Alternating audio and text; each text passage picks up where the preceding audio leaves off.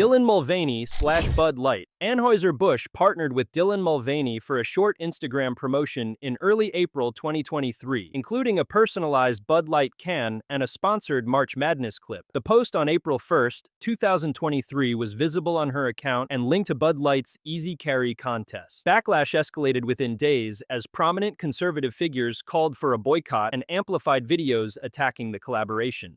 By mid-June 2023, retail scanner data showed steep year-over-year declines for Bud Light during the 4 weeks ending June 3. Anheuser-Busch moved to contain the fallout, placing 2 marketing executives who oversaw the collaboration on leave and emphasizing the post was not a broader campaign. Market share consequences followed. Bud Light lost its long-held #1 U.S. beer position to Modelo Especial in June 2023, and the trend persisted into 2024, with Bud Light sliding behind Modelo and Michelob Ultra in some multi-week snapshots. Mulvaney later stated publicly that the brand did not reach out to support her amid the harassment she received, a point she reiterated in late June 2023 videos and coverage. James Charles, scandals and backlash. James Charles rose to prominence as a beauty influencer and the first male ambassador for CoverGirl in 2016. His rapid rise was fueled by YouTube tutorials, collaborations, and a massive teenage audience, positioning him as one of the biggest figures in online beauty. His career faced its first collapse in 2019 during the public feud with fellow influencer Tati Westbrook, known as Dramageddon. Allegations that he manipulated others, particularly younger men, spread rapidly across YouTube and mainstream media. Subscriber counts dropped by millions within days, marking one of the steepest influencer declines at the time. In 2021, new allegations surfaced accusing James Charles of inappropriate interactions with underage fans. Several young men came forward with receipts showing conversations, leading to public outcry and brand distancing. Morphe, one of his largest collaborators, severed ties, removing his products from their shelves. Although he attempted comebacks with apology videos and new content, the scandals reshaped his reputation. What had been celebrated as boundary-breaking LGBTQ+ representation in beauty was overshadowed by ongoing controversy, leaving James Charles as one of the most high-profile examples of an influencer destroyed by backlash. Olivia Wilde, don't worry. Darling fallout. Olivia Wilde transitioned from acting to directing with her second feature, Don't Worry Darling, which was released in September 2022. The film was heavily marketed around its feminist themes and promoted as a bold critique of patriarchy, positioning Wilde as a politically outspoken filmmaker. Behind-the-scenes controversy quickly overshadowed the movie itself. Reports of tension between Wilde and her star Florence Pugh circulated widely, fueled by speculation about Wilde's relationship with Harry Styles during production. Viral clips, such as the disputed Spitgate incident at the Venice Film Festival, amplified the sense of dysfunction. Wilde's own press tour comments added fuel to the backlash. She spoke dismissively about Shia LaBeouf's departure from the film, leading him to release receipts contradicting her version of events. This undermined her credibility and portrayed her as manipulative in the public eye. As the negative coverage spread, critics argued that Wilde's attempts to frame herself as a champion of progressive values clashed with reports of behind-the-scenes favoritism and poor handling of caste relations. The mismatch between public image and internal disputes made her a frequent target of online ridicule and charges of being fake woke. Alyssa Milano / activism backlash. Alyssa Milano rebranded herself from actress to activist in the mid-2000s, becoming one of the most visible celebrities associated with the hashtag #MeToo movement and other progressive causes. Her outspoken presence on Twitter, where she regularly weighed in on political issues, earned her both praise and intense criticism. Over time, Milano became a lightning rod for accusations of hypocrisy. She was criticized for maintaining personal and professional ties with individuals, later accused of misconduct despite publicly championing accountability. Critics pointed to inconsistencies between her activism and her actions, framing her as performative rather than principled. Her public feud with Elon Musk in late 2022 further damaged her reputation. After she denounced Twitter's direction under Musk and publicly announced she was trading in her Tesla, she was met with widespread mockery when it was revealed she replaced it with a Volkswagen, a brand historically tied to Nazi-era origins. The incident went viral, reinforcing claims that her activism was more symbolic than substantive. As a result, Alyssa Milano became a recurring example in media and online discussions of a celebrity whose outspoken woke persona was undermined by contradictions and public missteps, eroding her influence and credibility. Chrissy Teigen/bullying allegations fallout. Chrissy Teigen built a large social media brand on candid commentary, cookbook success, and high-profile partnerships. Her online voice positioned her as a progressive, outspoken figure who engaged constantly with followers and trending topics. Her image shifted when historic DM exchanges and tweets surfaced, showing her encouraging or mocking vulnerable targets. Multiple public figures released messages they said came from Teigen, documenting harassment and aggressive language that contradicted her empathetic persona. The posts spread rapidly across platforms, creating a clear narrative of past bullying behavior. Commercial consequences followed. Several retail and sponsorship relationships paused or ended, and planned product launches were delayed. The loss of shelf space and promotional support reduced her visibility in key consumer channels that had previously amplified her lifestyle brand. Teigen issued public apologies and stepped back from social media for periods, later attempting to return with statements about personal growth and accountability. The rebrand faced resistance because the documented messages remained easily searchable and frequently resurfaced, keeping the gap between her stated values and her past behavior at the center of the discussion. Meghan Markle, polarization and brand backlash.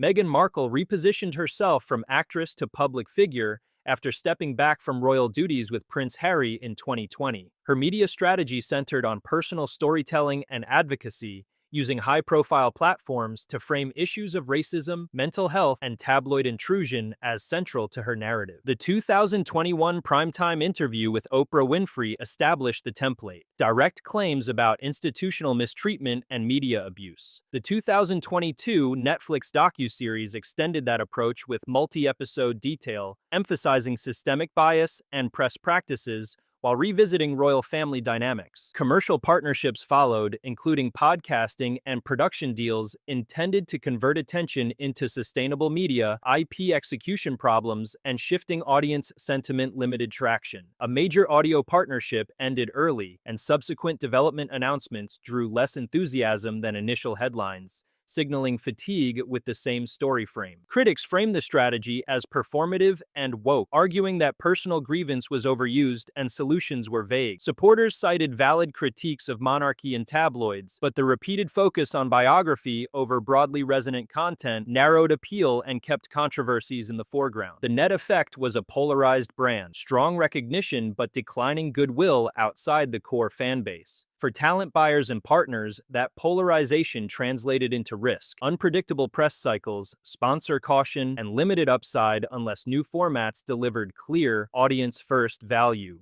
Rachel Zegler/Snow White backlash. Rachel Zegler's breakout from West Side Story led to her casting as Snow White in Disney's live-action remake. Early promotion positioned the film as a modernization with updated themes and character dynamics, placing Zegler at the center of a legacy IP with high expectations. Public reaction shifted after clips from press interviews circulated in which Zegler criticized aspects of the 1937 original and signaled major changes to the romance and rescue narrative. Those remarks went viral, reframed as disrespect toward the classic, and fueled a sustained online narrative that the remake was replacing beloved elements with contemporary messaging. The controversy intensified as short interview segments were repeatedly recut and reposted, keeping the same quotes in circulation for months. Social metrics around trailers, interview snippets, and commentary channels reflected a negative sentiment cycle. High view counts paired with unfavorable ratios and comment threads focused on the creative direction and Zegler's tone. Industry response centered on damage control. Marketing beats emphasized craftsmanship and world-building over social framing, while reports of schedule shifts and creative adjustments suggested caution in reintroducing the film to skeptical audiences. The attention remained on whether the remake could win back viewers who felt the project had drifted too far from the original spirit. The cumulative effect was brand risk around the lead and the title. Zegler's soundbites became a shorthand for perceived over-modernization, and the film's rollout faced persistent headwinds from an audience primed to see it as a replacement rather than a respectful update. Amber Heard/credibility collapse post-trial. Amber Heard's public image shifted from rising franchise star to polarizing figure following the 2022 defamation trial with Johnny Depp. Live-streamed proceedings created a real-time narrative in which testimony, audio recordings, and cross-examinations were clipped and distributed across social platforms, shaping perception well beyond courtroom findings. Career impact appeared quickly. Brand partnerships paused, studio stakeholders assessed audience sentiment, and reporting around reduced screen time in franchise projects signaled risk aversion. The financial logic was straightforward. High PR exposure and divided public opinion raised insurance, marketing, and opening weekend risks that studios seek to minimize. Attempts to reframe the narrative through appeals, statements, and selective interviews face the structural problem of persistent virality. Trial footage and contested claims remained widely accessible, ensuring any new appearance triggered recycled clips that reset the conversation to credibility disputes rather than new work. Within online discourse, detractors labeled her as woke and hypocritical, arguing that advocacy messaging clashed with evidence highlighted during the trial. Supporters cited context and legal nuance, but the broader entertainment market responded primarily to volatility and sentiment data, leaving her casting prospects constrained in major studio projects. Jameela Jamil set out performative activism accusations. Jameela Jamil built her online identity around body positivity and anti-diet culture, posting frequent threads challenging harmful beauty standards and celebrity weight loss endorsements. Her advocacy expanded into broader feminist and social justice topics, positioning her as a high-visibility commentator across Twitter and Instagram. Backlash accumulated as critics documented inconsistencies and overstatements in posts and interviews. Examples included calling out other public figures with limited context, amplifying unverified claims that were later walked back, and issuing clarifications that undercut initial certainty. The pattern created a perception that speed and volume of commentary were prioritized over precision. Career spillover appeared when promotional beats for new projects drew receipts, threads that resurfaced prior controversies. Trailer drops and press tours were accompanied by timelines of past callouts, which reframed coverage toward whether her messaging matched personal practice. This cycle limited clean launches and redirected attention from the work to credibility disputes. Attempts to reset the narrative, long-form explanations, mea culpas, and reframing posts struggled against the platform dynamics that kept older clips indexed and shareable. Each new appearance or statement triggered renewed distribution of prior missteps, sustaining a feedback loop in which advocacy intent was overshadowed by questions about consistency and accuracy. Madison Beer, fake woke accusations. Madison Beer's rise from early YouTube covers to major label pop releases built a brand around accessibility and online authenticity. As her platform expanded on TikTok and Instagram, activism-inflected captions and cause-based posts became part of her feed strategy alongside music promotion. Backlash formed around perceived inconsistencies between messaging and behavior. Critics compiled timelines alleging selective advocacy, merchandising that clashed with stated values, and social posts that appeared tuned for optics during major news cycles. These compilations circulated widely as short-form edits,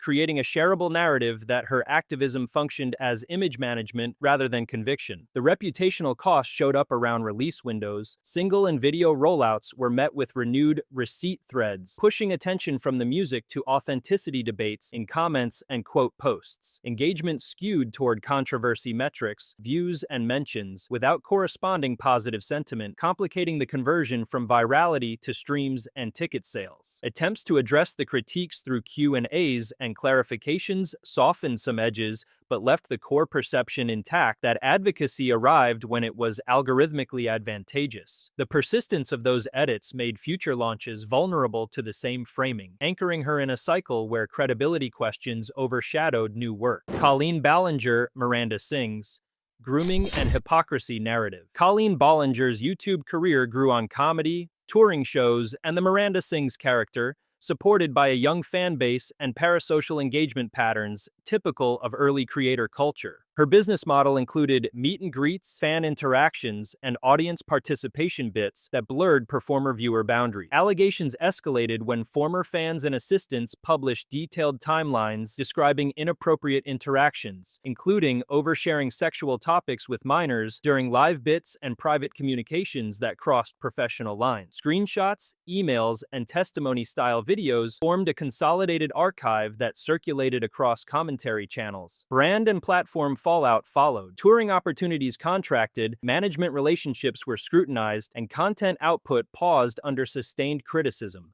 A widely mocked ukulele apology video reframed the scandal as a refusal to accept responsibility, turning a damage control attempt into a defining meme that hardened public perception. Subsequent attempts to reappear online struggled against the permanence of the receipts. Any new upload triggered renewed distribution of past clips, keeping the focus on alleged grooming behavior and hypocrisy rather than fresh material. The creator-fan boundary, once a growth lever, became the core liability that limited viable paths to reputational recovery. Lilly Singh, late-night collapse and credibility gap. Lilly Singh transitioned from top YouTube comedian to broadcast host with NBC's A Little Late with Lilly Singh in 2019, marketed as a milestone for representation. The format required rapid-turn monologues, celebrity interviews, and sketches aligned to late-night pacing, very different from tightly edited YouTube bits that built her audience. Early critical reception cited weak writing,